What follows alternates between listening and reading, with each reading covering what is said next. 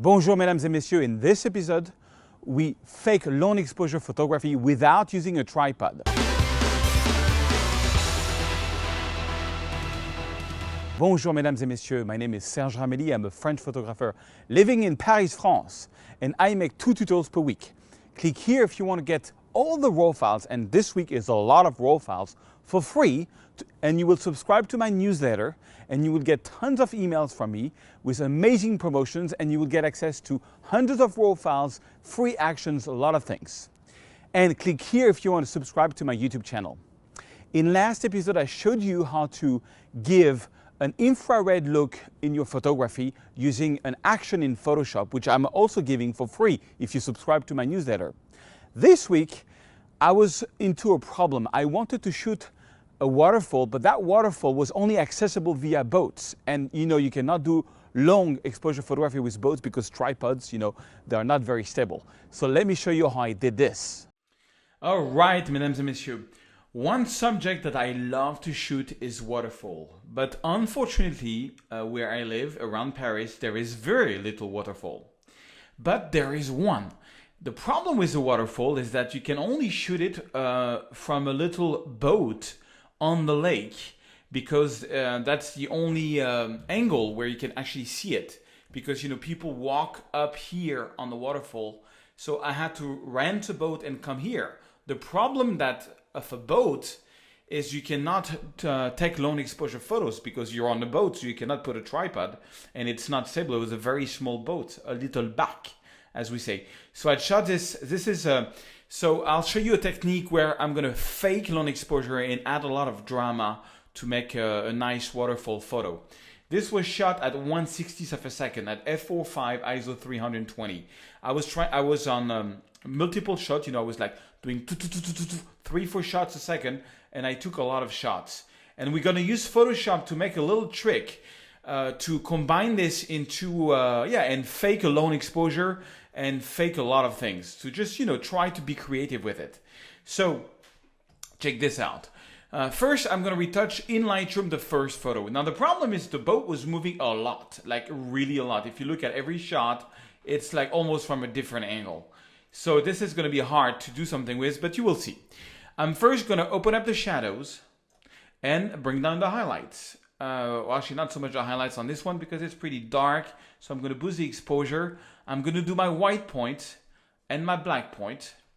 I'm going to try cloudy on the, cloudy is kind of cool. Maybe add a little bit of magenta on this one, or not. No, I think I'm going to go for the green on this one. And no, you know what? I think I'm going to go for daylight. Daylight was what it was. It was daylight. Okay. I might boost a little bit the exposure, add a bit of clarity, and I'm going to do an about profiles correction, remove chromatic aberration, and sharpening. I'm going to sharpen. Noise reduction, I'm going to go around 20 because it's 320 ISO, so I guess it's a bit noisy, and sharpening around 70. So any camera that can take several shots per second, which is every camera in the world, can do this trick. Okay, now once I've retouched the first photo, nothing special to it, just retouch it like you feel. You select all the photos and I click on think, and I'm gonna synchronize everything so that all the photos have the exact same, they were taken with the exact same settings. And so if we go, and now comes the magic of Photoshop. Watch this, right click, edit, open as layers in Photoshop. Now when you open as layers in Photoshop, about 10 files, which each file is 36 million pixels, it's going to take a little time. So I'm going to put on pause until it's done. So all the photos have been opened in one Photoshop file. Each photo that we retouch is its own layer. So the first thing to do is, because I'm recording this and I want to make it fast, and what I'm about to do is going to be very, very processor, it's going to take a lot of the processor speed and function. So I'm going to go to image size, and it's 7,360 pixels wide. I'm going to go down to 2,500.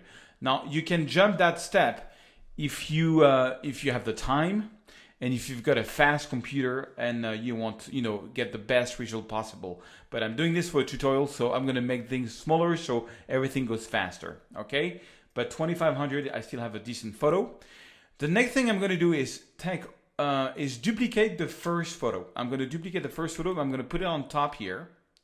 And then I'm going to select all the photos behind. No, actually, I'm going to select all the photos. So the first one has been copied twice, but I'm going to select them all by selecting the first one, going down, and selecting the second one.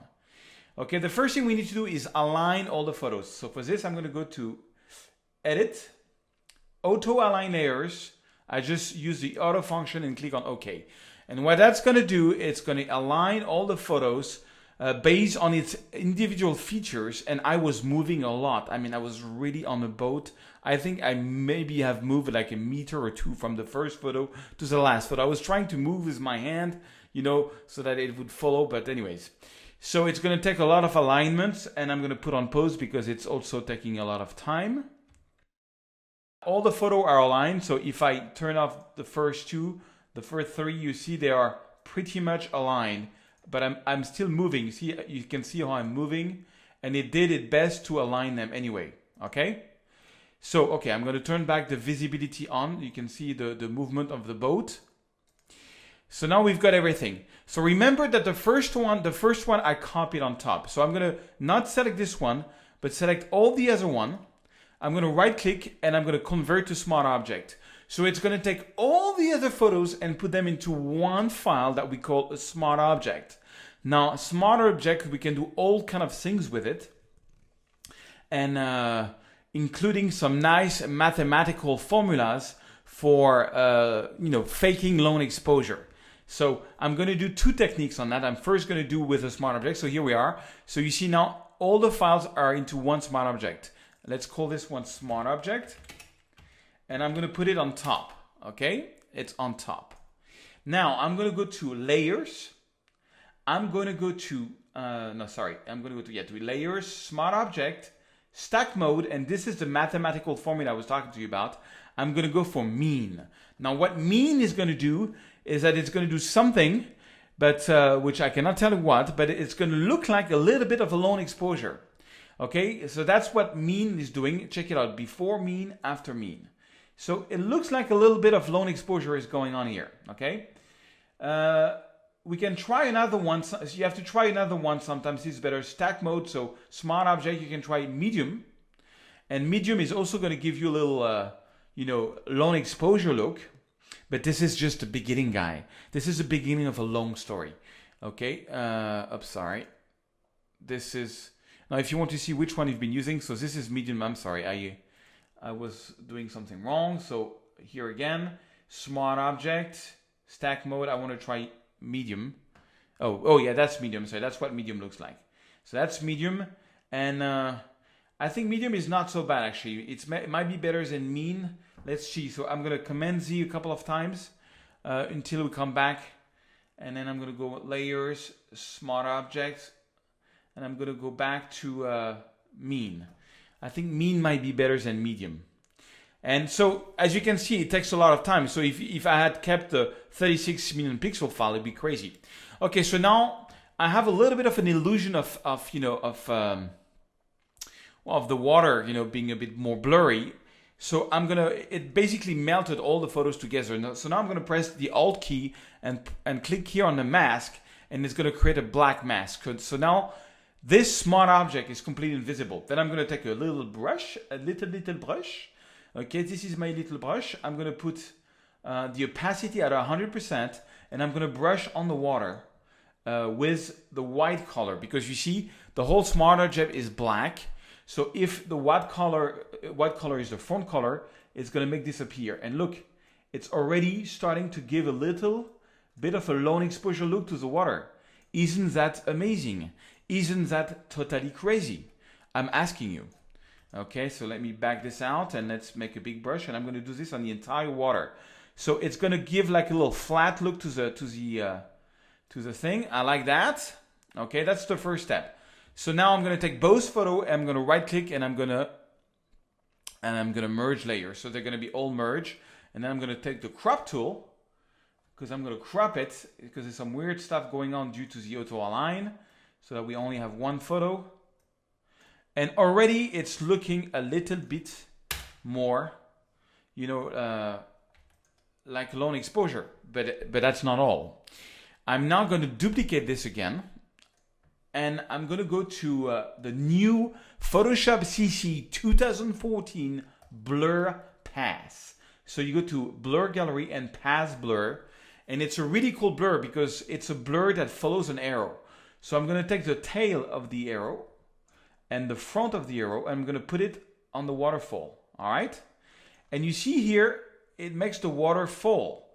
Okay, then I'm going to, if you click here, you can add a button. So I'm going to add a little button here, and I'm going to make this go a bit like this, and I'm going to add one more button here, and I'm going to make like this, and add a little more, one button here, and make this going like this. So we have a little move here, okay?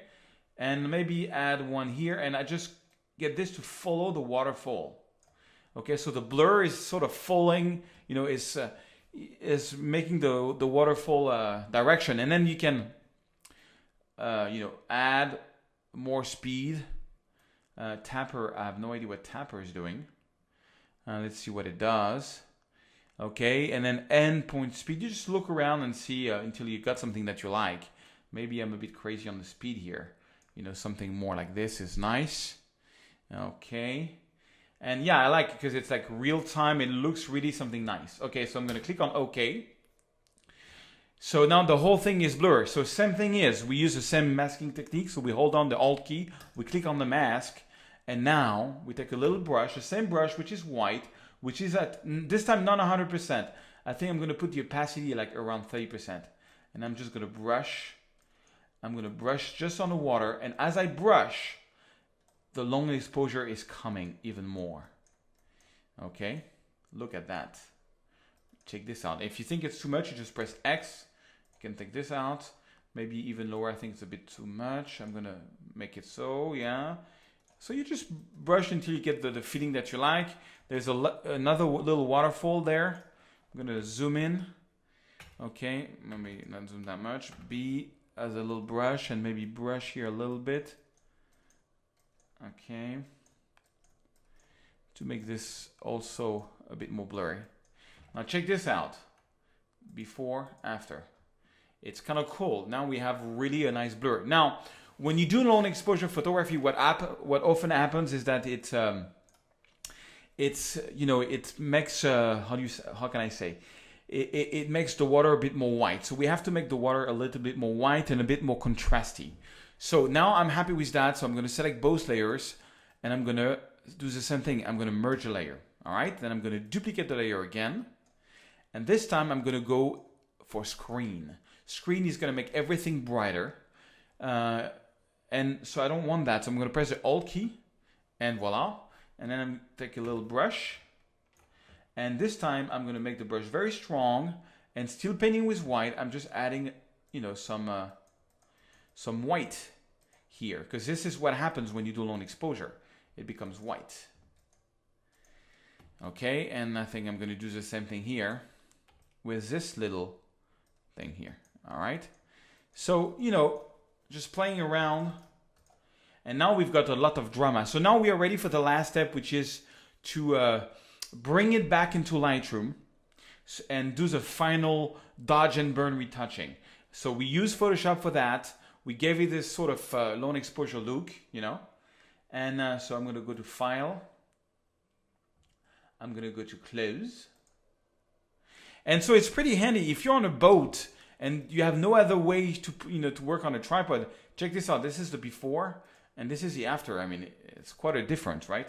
So now let's do a double development because it's coming back. I'm going to lower a little bit the exposure. I'm going to maybe open up a bit the shadows, make the whites a bit stronger. I want to make the white a little bit stronger. The blacks a bit more contrast.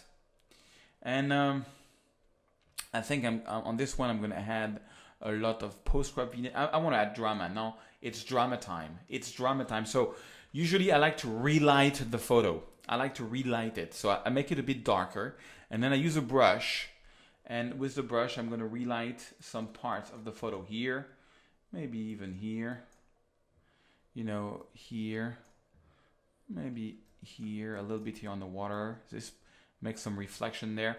You know, just add a little bit of dodge and burn to make the photo a bit more interesting, just like if the lights, we complexify the light, basically. Okay, I mean, I can go on forever on this photo, but you know, you get a bit the idea. And it's a really cool technique because it was the only way I could get the long exposure effect on this waterfall. So this is, let me reset this. This is where we came from. And this is where we are. A nice waterfall in Paris, France. I mean, it's not in Paris, it's in Vincennes. But I think it's a pretty cool effect. A few months back, I came out with a new course called my Full Workflow 2014 course. In case you missed it, here is a little presentation. Bonjour, mesdames et messieurs. I'm happy to announce that my new 2014 full complete workflow is out.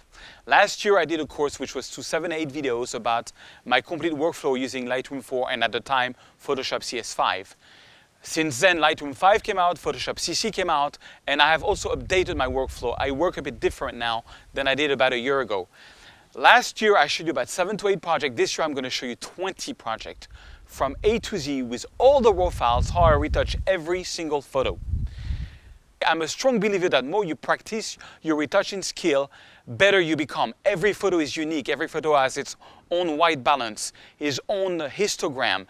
Even though the workflow is kind of similar, I really learned by watching people retouching over and over and over. So that is why I did 20 projects. So you can see every photo is unique, every being is unique, everybody has got his own viewpoint, so it's important so that you have the raw files so you can, you know, also look at it your way and go into some other directions than what I did. Some of these projects are some of my best photos of Paris, taken during the workshop of Paris in Spring a few weeks back.